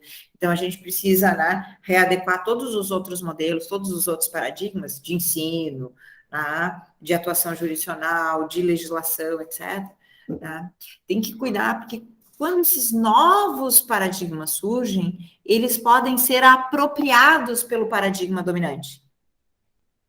E em sendo apropriados pelo paradigma dominante, eles reforçam o paradigma dominante e não o superam. Tá? Então, aí a questão do Humberto. Olha a mediação e a arbitragem. É bem possível, tá? Que as propostas de mediação e arbitragem possam vir a ser apropriadas pelo paradigma dominante e não tenham êxito. Mas é muito recente ainda para a gente dizer que elas foram concretizadas e não funcionaram. Tá? Isso vale para várias outras situações.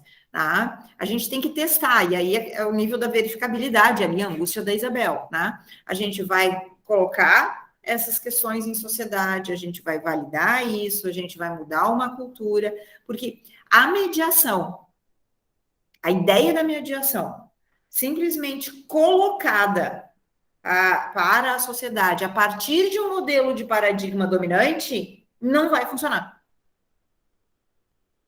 Reformar, aquela história. Por que é refundação da jurisdição e não reforma da jurisdição? Porque a reforma legislativa, quando a gente cria um código de processo civil novo, não necessariamente a gente vai fundar um sistema processual novo. Percebe? A gente pode mudar sem mexer em nada. O professor Ovidio Batista falava muito isso, né? Que a gente pode mudar todo um sistema legislativo mantendo ele. Assim como a gente pode manter um sistema legislativo criando um novo sistema processual. Mudando a aplicabilidade, a aplicação, a forma de interpretar. Agora, isso nada é instantâneo. Isso nada é rápido, tá? Isso não se dá da noite para o dia. A gente está falando aqui de uma revolução silenciosa que a gente vai verificar que ela efetivamente aconteceu com o passar dos anos. Porque ela vai acontecer. Os paradigmas serão sucedidos inevitavelmente. E o modelo de paradigma que hoje mais se adequa à complexidade da sociedade que hoje temos é um modelo de paradigma o quanto mais plural, o quanto mais diverso, o quanto mais includente. A questão é incluir aquilo que vai ser includente e não incluir aquilo que vai fechar o modelo e o sistema, percebe? Ai, mas é muito, muito, muito sutil isso. Muito sutil. E depende de muita reflexão, de decantar essas informações, da gente discutir, da gente avançar, da gente retroceder, né? E de estimular, de provocar sempre o debate e o diálogo. Agora, claro, a Isabel falou brincando, né? Mas é sério. Com esse calor a gente não quer nada, né? Por quê? Porque a gente não tem... Vamos pegar isso. A gente não está tendo uma necessidade básica atendida, que é o de bem-estar. Poderia ser fome. Poderia ser dar conta das minhas necessidades básicas, como higiene. Quem vai lutar por mudança de paradigma passando fome, sentindo dor, né? Precisando... Não avança. Não tem como. Né? E então esses são os movimentos, né? Da gente tentar, claro. É claro que a gente precisa atender essas necessidades muito básicas para dar conta de outras. Né? É um pouco dessa leitura da pirâmide de Maslow, que é mal lido, né? Muito mal lido, porque a gente reproduz a pirâmide de Maslow sem lá entender o que ela é efetivamente, e talvez ela nem seja uma pirâmide, né? Efetivamente. É como a pirâmide de Kelsen, que também não é uma pirâmide exatamente. Né? Mas, enfim, acho que é um pouco disso, né? E é como a gente destrói a emergência de novos paradigmas, né? Vide epistemicídios, né? A morte de diversas perspectivas epistemológicas. A gente simplesmente destrói elas. A gente simplesmente não inclui elas. E não incluindo, elas não têm voz. E elas não tendo voz, não há polifonia, não há diversidade, não há pluralidade, não tem diálogo. O que a gente tem são monólogos articulados. Um pouco disso. Não sei se é uma viagem, gente, não sei se está palpável isso, não sei se a gente está conseguindo, né, acompanhar o diálogo juntos aqui, Se ninguém está ficando para trás aí, e se tiver, por favor, vai perguntando, a gente vai conversando. Que aí, a partir das perguntas de vocês, eu me empolgo e daqui a pouco eu vou, e daqui a pouco me perco de vocês, estou longe de vocês, e aí a gente não consegue estabelecer o diálogo.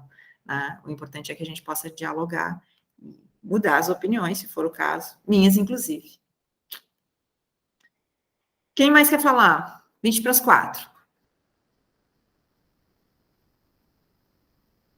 Vocês estão querendo um sorvete, né? Um picolé gelado. Praia. Quem aí tá na praia? Não estou vendo ninguém com cenário de praia. O Humberto tá na praia. Nós estamos morrendo de inveja, Humberto.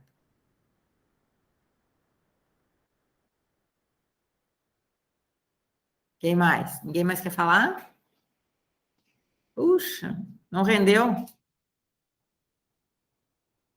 Ah, o Raoni tá na praia. Olha lá, ó. Ei, chegou aí para a beira da praia agora. Boa, curti. Que o Meet não faz, né? Troca até gente de cenário. Mas aqui tá chovendo, professor. A hora que parou de chover. Eu prefiro a praia com a chuva do que o interior de Santa Maria com esse calorão. E nós aqui precisando de chuva desesperadamente, o pessoal na praia reclamando de frio, né? Eu moraria na neve sem problema, Rony. Viveria no frio sempre, constantemente.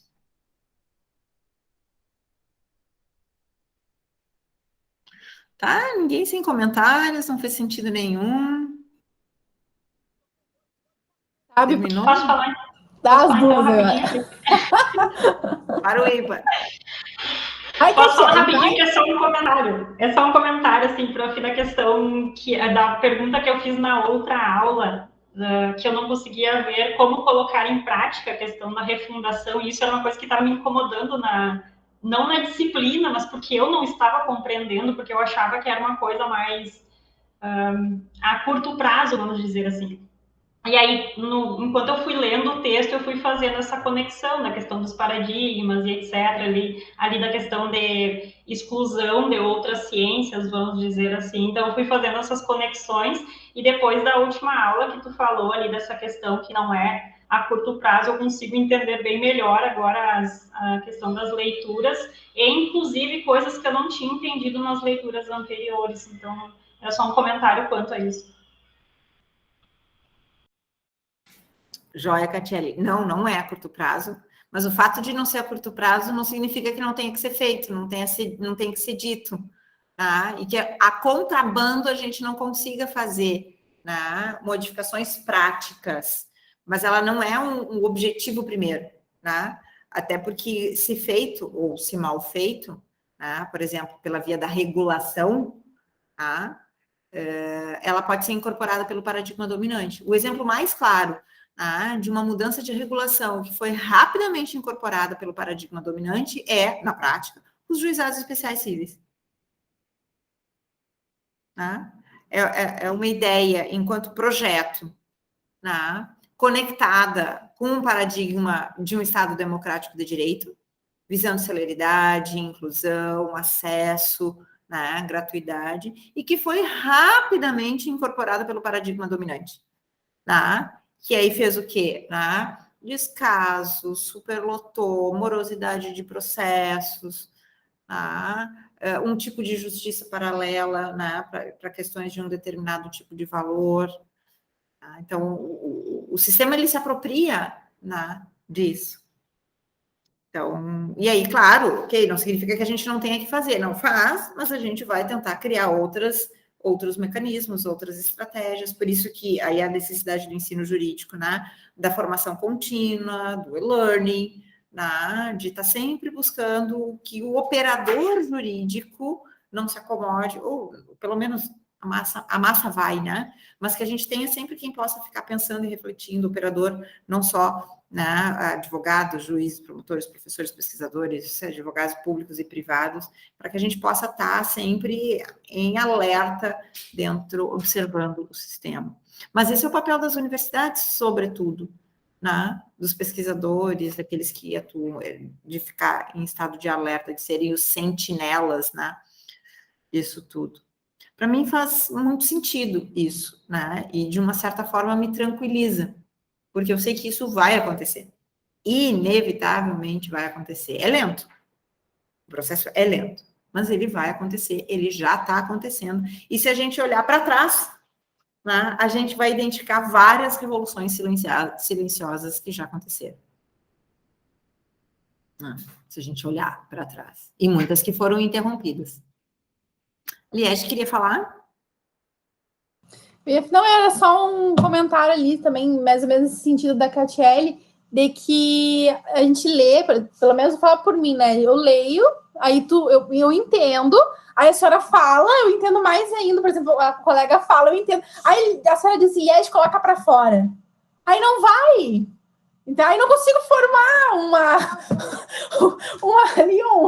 né? Eu não consigo formar daí o negócio para explicar, né? Mas aí tu fica naquela, acho que mesma coisa da Isabela, sabe? Tu lê, tu entende, aí tu vai botar para fora e aquilo não sai, não desenvolve, parece que daí não se conecta. Talvez uma releitura, ou talvez mais tempo, não sei. Mas quando a gente escuta, parece que ele tá mais simples. E aí, quando tu vai externalizar, daí parece que dá uma bloqueada, sabe? Eu não sei se falta daí uma compreensão maior ou alguma coisa. Uhum. Mais ou menos isso. Para que tá irritando a guria. Diga, Roni.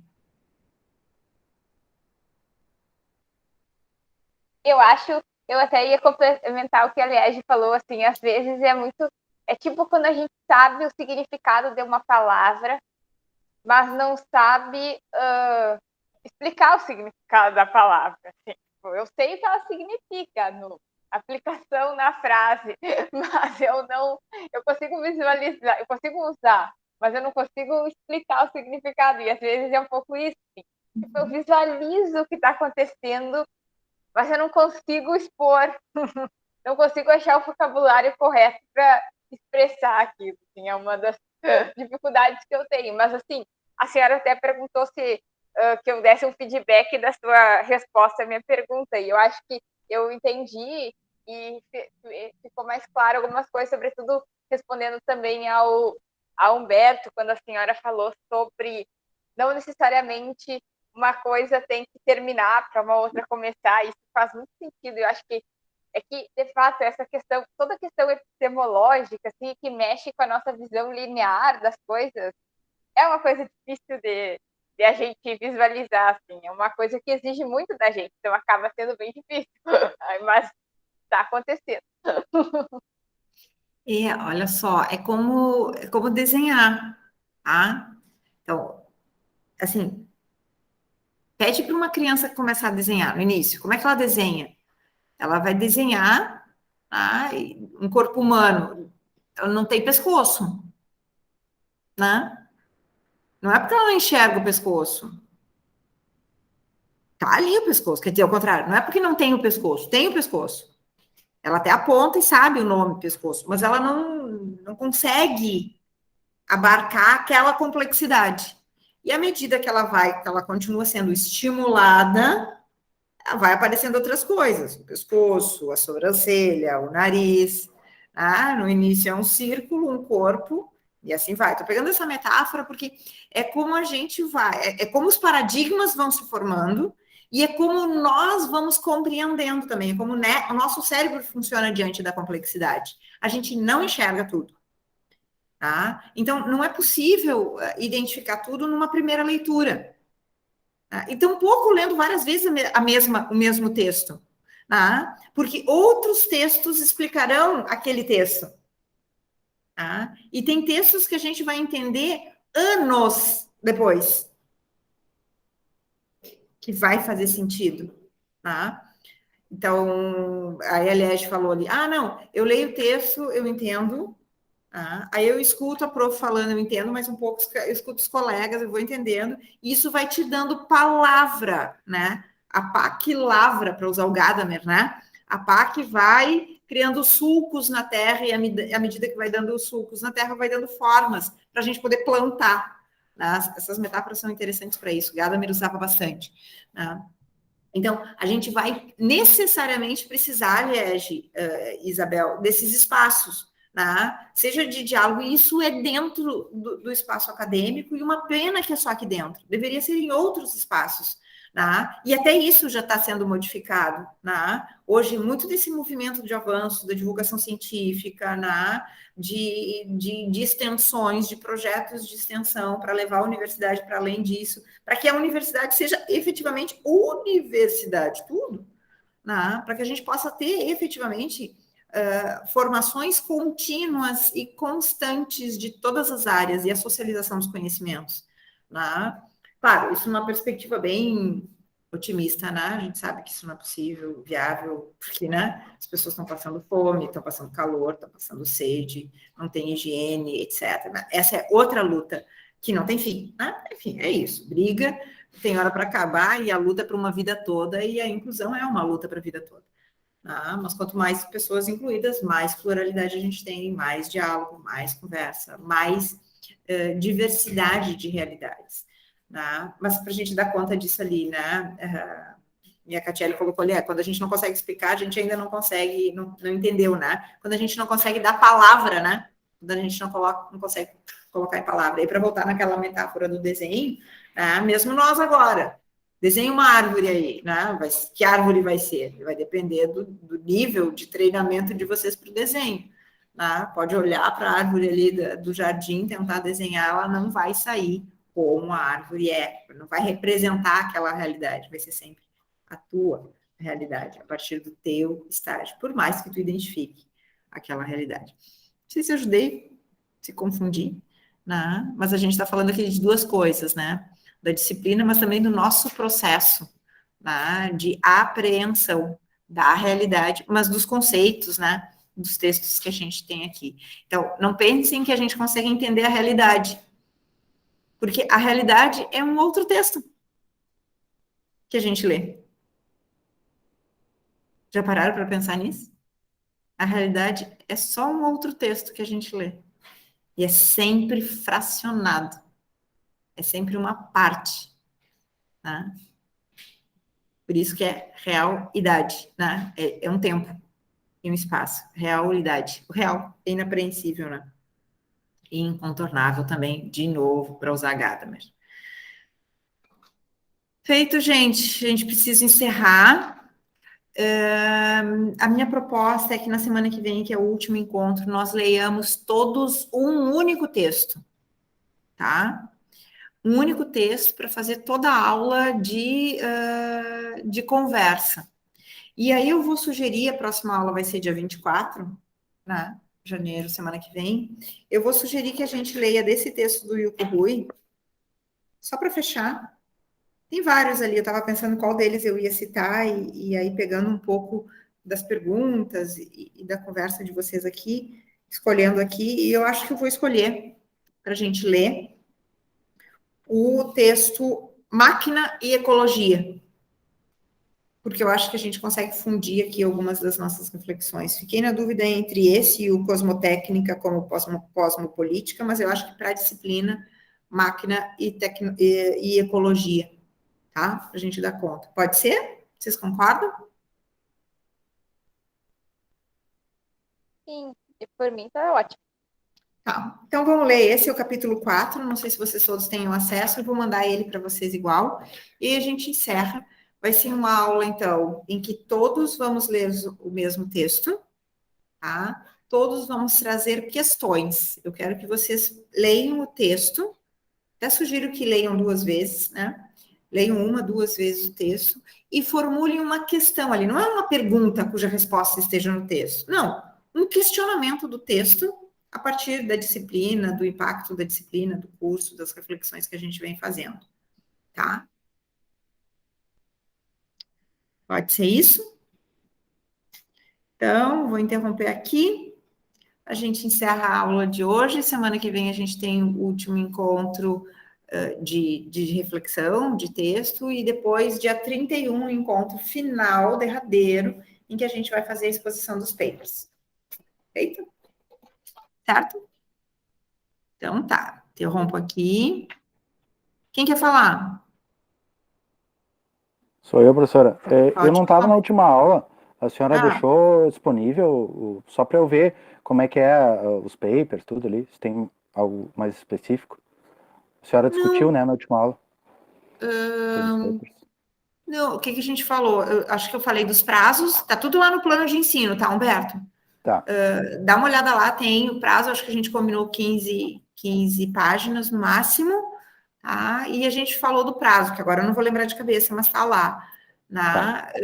Fora isso, no dia, né, no dia 31, vocês vão trazer o sumário, a exposição dele, né? E isso, na verdade, é uma garantia de que vocês encerram a disciplina já tendo pensado no que vai ser o paper.